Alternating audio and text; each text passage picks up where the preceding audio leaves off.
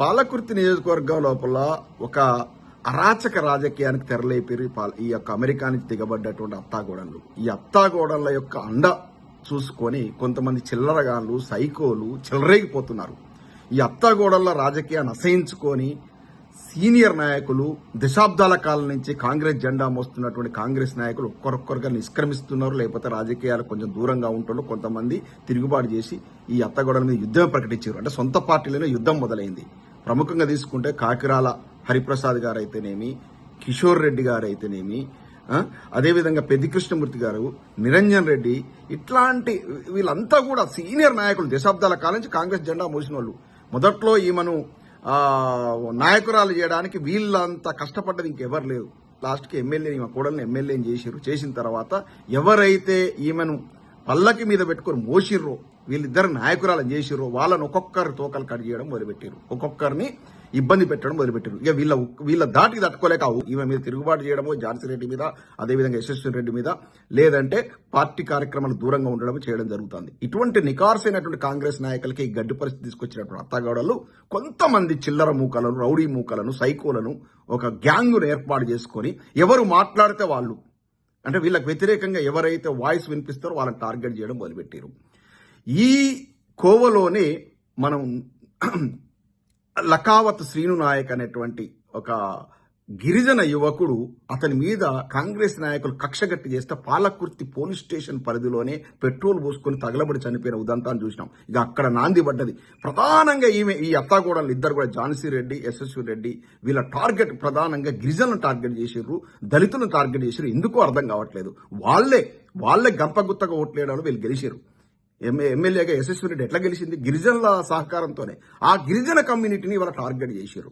చాలా విచిత్రంగా అనిపిస్తుంది. అంటే ఈ ఝాన్సీ రెడ్డిని, అదేవిధంగా యశస్వి రెడ్డిని నాయకురాళ్లుగా చేయడంలో కృషి చేసినటువంటి యమాయమ నాయకులందరినీ తొక్కిండ్రు. అదేవిధంగా ఏదైతే పర్టికులర్ గా గిరిజన తాండాలు గంపగుత్తగా వీళ్ళ మోసకారి మాటలు, ఈ ఝాన్సీ రెడ్డి మాటలు నమ్మి ఓట్లేసారో ఇవాళ ఆ కమ్యూనిటీ టార్గెట్ చేశారు. అంటే ఏదైతే పాము ఉంటుంది చూసిర్రా, తన పిల్లలను తనే తింటదనే నానుడిని చూసిరా, ఇవాళ అదే జరుగుతా ఉంది. ఎవరైతే తమను నాయకురాలను చేసిరో వాళ్ళ వెంబడే పడడం. కనీసము అంటే ఎప్పుడు కూడా మొదటి నుంచి కూడా నేను చెప్పాను, ఝాన్సీ రెడ్డి నేపథ్యం ఏంది? వ్యాపారమే నేపథ్యము. ఆమెకు వ్యాపారం తప్ప ప్రజాసేవ అనేది తెలియదు.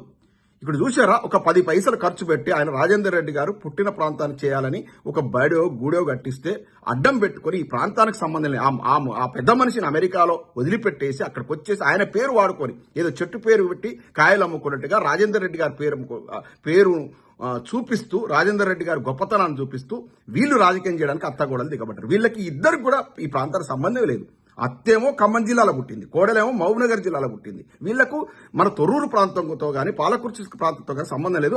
పైపెచ్చి ఎవరి పేరు చెప్పుకొని వచ్చారు? రాజేందర్ రెడ్డి గారి పేరు చెప్పుకొని వచ్చారు. రాజేందర్ రెడ్డి గారు ఇప్పుడే ఇవాళ 77-10 వయసులో పెద్ద ఆయన ఎక్కడున్నాడు? అమెరికాలో ఒంటరిగా వదిలేశారు. అతన్ని గాలికి వదిలి ఇవాళ పాలకుర్తికి వచ్చారు. పాలకుర్తి నుంచి ఎమ్మెల్యే అయిన తర్వాత వారు పాలకుర్తి ప్రజలన్నా పట్టించుకున్నారా అంటే లేదు.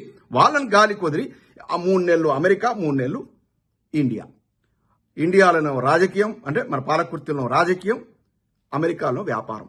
ఇక్కడ వ్యాపారం వర్ధిల్లాలి, అక్కడ ఈ ముఠా రాజకీయం వర్ధిల్లాలి.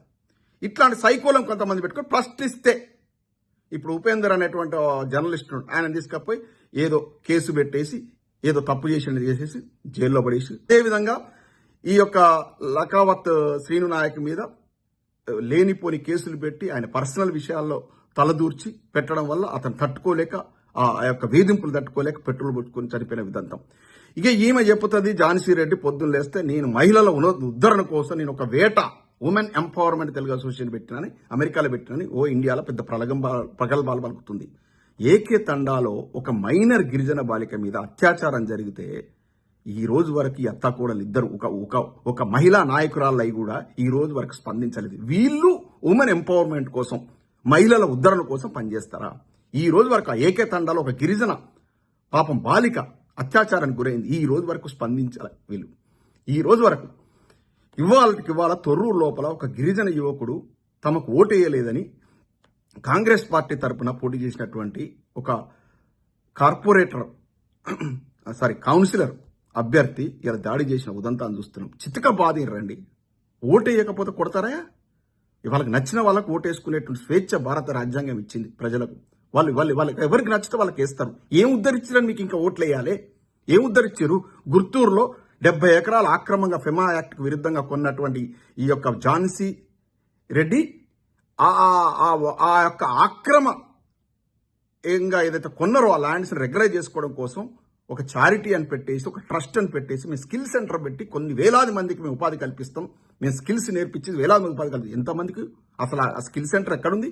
గెలిచిన రోజు వేసిన ఫౌండేషన్ ఇప్పటికి ఎట్లు అట్నే ఉంది. అది ఎందుకు? దాని వెనుక వ్యాపార దృక్కోణం ఉంది. ఆక్రమంగా ఉన్నటువంటి ఎప్పటికైనా ల్యాండ్ పోతాయి, ఎందుకంటే ఆ కొనుగోలు చెల్లదు, ఫెమా యాక్ట్ విరుద్ధంగా కొన్నారు కాబట్టి. దాన్ని సక్రమం చేసుకోవాలంటే ఒక ట్రస్ట్ పెట్టి ఒక ఫౌండేషన్ స్టోన్ వేస్తే కథం అని అనుకున్నారు. ఇంత ప్రతి చర్య వెనుక వ్యాపార దృక్కోణం ఉంటుంది. ఇవాళ ఏం చేస్తుంది? వానకొండ గుట్ట చారిత్రాత్మకంగా నరసింహస్వామి వారి నెలిసినటువంటి గుట్ట. ఆ గుట్ట మీద కూడా ఈ అత్తాకోడళ్ళ కన్నుబడ్డది. వీరి యొక్క అండతో అక్కడ మైనింగ్ మాఫియా చెలరైపోతుంది. మొత్తం గుట్టను మొత్తం కొల్లగొడుతున్నారు. అక్కడ గాలి జనార్దన్ రెడ్డి అయితే గాలి కొట్టుకపోయిండో ఒక దేవత గుడిని కొల్లగొట్టి కర్ణాటకలో ఇక్కడ ఈ అత్తాగూడల పరిస్థితి కూడా అదే. వానకొండలో లక్ష్మీనరసింహస్వామి పవర్ఫుల్ లక్ష్మీనరసింహస్వామితో పెట్టుకున్నారు వీళ్ళు. ఆ గుట్టను మొత్తం కొల్లగొడుతున్నారు. ఇసుక మాఫియా కడివెండి ఆ ప్రాంతం లోపల మొత్తం ఆ వాగులో ఉన్నటువంటి ఇసుకను మొత్తం వీళ్ళ అండతో చెలరైపోతున్నారు. ఇసుక మాఫియా చెలరైపోతుంది, మైనింగ్ మాఫియా చెలరైపోతుంది, గిరిజన బిడ్డల మీద దాడులు పెరిగిపోతా ఉన్నాయి. ఈ అత్తాగూడలు వచ్చిన తర్వాత సైకో నా కొడుకుల యొక్క చర్యలు రోజు రోజుకు పెరిగిపోతా ఉన్నాయి. ఒక విలువలు పాటించేటువంటి రాజకీయ నాయకులంతా కూడా సైలెంట్ అయిపోయారు వీళ్ళ యొక్క ఆగడాలు తట్టుకోలేక. కానీ మొత్తం నోట్ అవుతున్నాయి. ఎవడెవడు ఏం మాట్లాడుతున్నాడు, ఎవడెవడేం చేస్తున్నాడు మొత్తం మా డైరీ లోపల నోట్ చేసుకుంటున్నాం. ఎవరిని వదిలిపెట్టే సమస్య లేదు.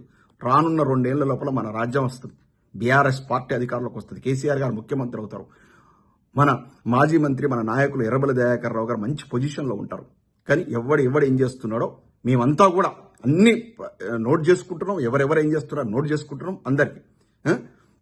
ఇంకా ప్రశ్నించే గొంతులే లేవనుకుంటున్నారా?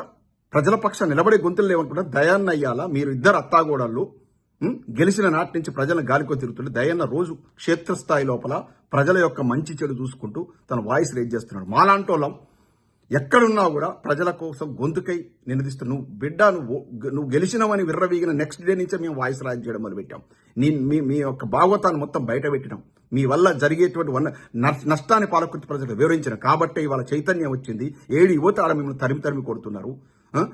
నేను చెప్తున్నా, ఎవరైతే వీళ్ళ అండతో ఎత్తగోడలతో చెర్రైపోతున్నారో వాళ్ళకి నేను ఒక్కడే చెప్తున్నా, వీళ్ళు ఓడిపోయిన మరుక్షణం సూట్ కేసులు దొరుకుని అమెరికాలో పడదు. గెలిస్తేనే ఉండట్లేదు అక్కడ. 3 నెలలు అక్కడ 3 నెలలు ఇక్కడ ఉంటున్నారు. ఒక్క క్షణం కూడా అక్కడ ఉండరు.